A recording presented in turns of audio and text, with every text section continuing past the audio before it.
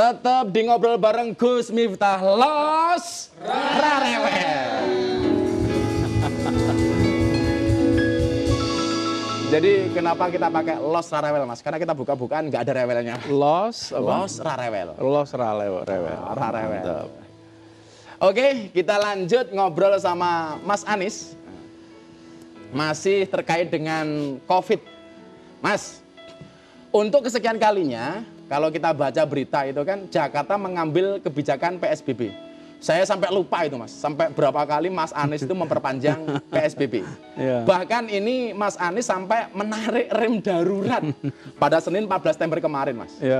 Apa sebenarnya yang mendasari penarikan rem darurat itu? Ya, jadi gini, kalau PSBB-nya kita masih memang statusnya PSBB sejak 10 April. Oke, terus 4 Juni kita sudah melihat bahwa kasus COVID di Jakarta pertambahannya sudah mulai menurun, oke? Tapi belum selesai, karena memang kita ini ada namanya reproduction number itu masih sekitar 1. Harusnya kita di bawah 1. Harusnya di bawah 1. 1 itu artinya kalau ada 100 orang kena, maka dia bisa menularkan pada 100. Kalau di bawah 1 dia turun, misalnya 0,9. Jadi dari 100 jadi 90, terus jadi 80, lama-lama habis gitu. Nah, angkanya masih 1. Nah, terus kemudian tapi mulai pelonggaran karena memang masyarakat juga harus berkegiatan sosial, kegiatan ekonomi gitu. Salah satunya dengan istilah new normal itu. Nah, belum. Oh, belum. Kita nggak pernah pakai istilah itu juga. Itu new normal dari pusat, Mas ya? Itu, nah banyak pihak lah yang pakai gitu. Tapi yang jelas DKI nggak pakai. Kita nggak pernah pakai. Kita selalu mengatakan bahwa kita harus memasuki tempat suasana kebiasaan-kebiasaan baru. Kebiasaan pakai masker, ini seperti kita pakai masker sekarang. Pakai masker ya? Pakai masker, cuci tangan. Nah, terus pada saat saya mengumumkan Juni itu, Gus, saya waktu itu bilang, jika terjadi lonjakan kasus yang mengkhawatirkan, maka Pemprov DKI tidak segan-segan untuk menarik rem darurat dan melakukan pengetatan kembali. Dan ternyata terjadi? Terjadi. Nah, kita nggak kepengen itu terjadi kan? Jadi yang terjadi gini, Gus. Sampai dengan akhir Agustus, kita itu bahkan beberapa sudah menyebut Jakarta lewat puncaknya. Karena udah turun. Kasus aktifnya itu, waktu itu sekitar 7 ribuan. Kasus aktif itu artinya orang yang sudah terpapar positif, tapi dia diisolasi atau dirawat, belum sembuh. Itu kasus aktif tuh. Nah, 7.000 kasus aktif dalam waktu 12 hari. Dalam waktu 12 hari. Itu angkanya naik sampai 48%. Oke, jadi September itu lonjakan grafik itu lurus. Ya. Itu tidak pernah kita alami sebelumnya. Semenjak dari mulai bulan Maret itu tidak pernah. Jadi ketika 1 September, 2 September, 3 September itu angkanya tinggi sekali. Gitu ya? Padahal testingnya sama, situasinya sama. Jadi segala faktor itu sama. Tapi mendadak jumlah yang terpapar positif lalu 34% dari mereka harus dirawat. Nah, ketika 34% harus dirawat, rumah sakit kita itu nggak cukup. Jumlahnya akan satu saat nembus itu. Kamarnya habis. Akan habis, saat itu belum habis. Tapi kalau didiamkan, prediksinya habis ya. Akan bisa tuh habis. Nah, jadi kalau kita tidak melakukan langkah-langkah yang berani, maka kita akan menghadapi permasalahan karena jumlah tempat tidur dengan jumlah pasien nggak sama.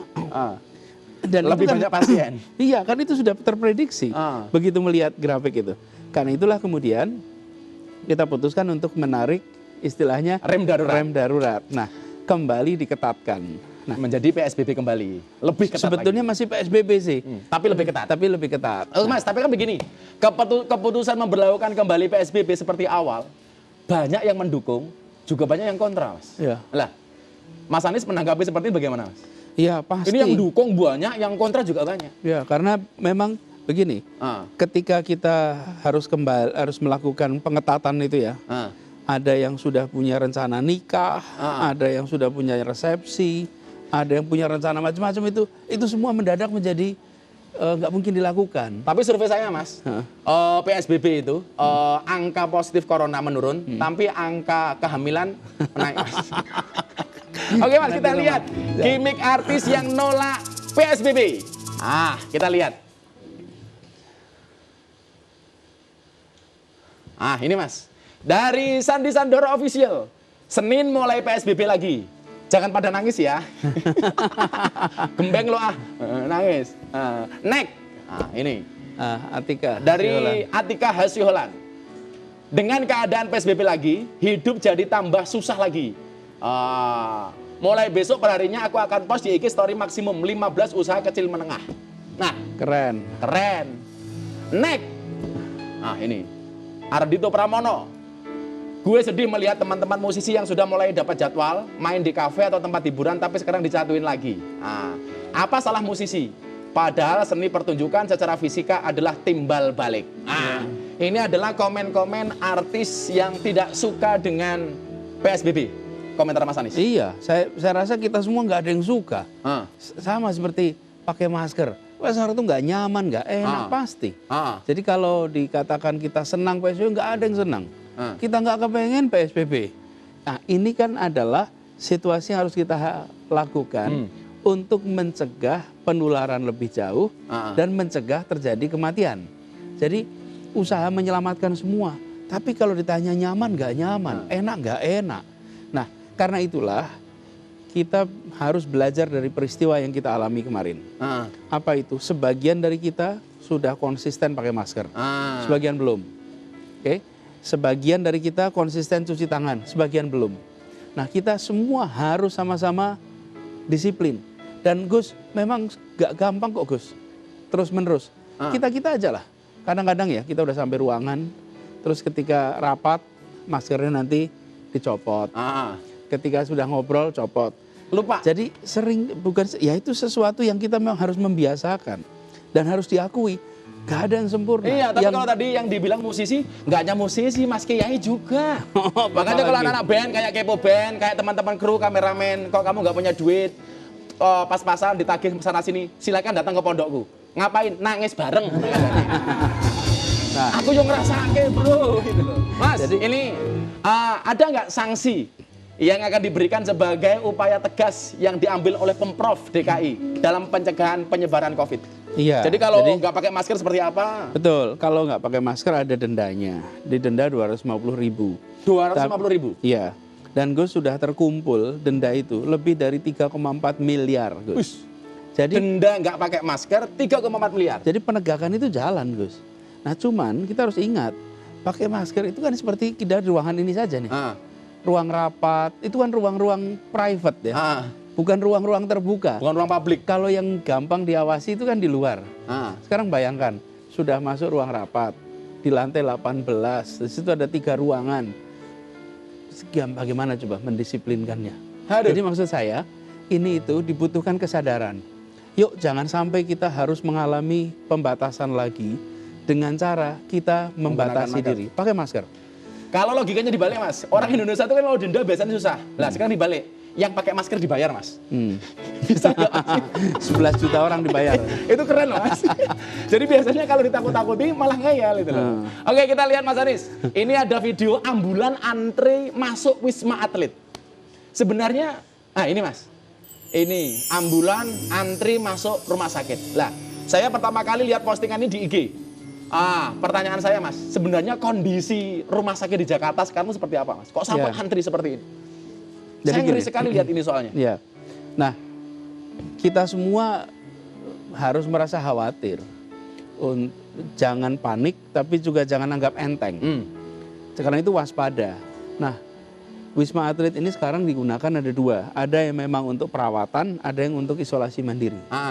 Isolasi mandiri itu maksudnya mereka yang gejalanya ringan atau tanpa gejala. Nah, sekarang rumah sakit di Jakarta itu tingkat keterpakaiannya itu sekitar 75-80%. Dan di Wisma Atlet? Bukan, rumah sakit di Jakarta. Di seluruh Jakarta? Ya, kalau yang Wisma Atlet malah justru masih lebih longgar. Karena Wisma Atlet ini banyak digunakan untuk orang-orang yang tanpa gejala. Karena kalau sudah sampai harus ICU, kemudian berat, itu nggak mungkin dilakukan di Wisma Atlet. Harus pindah? Harus di rumah sakit. Jadi kita gini kira-kira, ini yang kita lakukan Gus. Testing dikerjakan. Setelah selesai lakukan testing, dan tes yang dikerjakan di Jakarta ini 5 kali lipat yang distandarkan oleh WHO. Supaya kita bisa mendeteksi orang lebih awal. Dengan dideteksi lebih awal, ketahuan lebih awal, bila dia punya komorbid, maka dia bisa dilakukan perawatan lebih awal. Itu sebabnya Jakarta ini, meskipun kasusnya banyak, tapi prosentase yang meninggal itu 2,5%.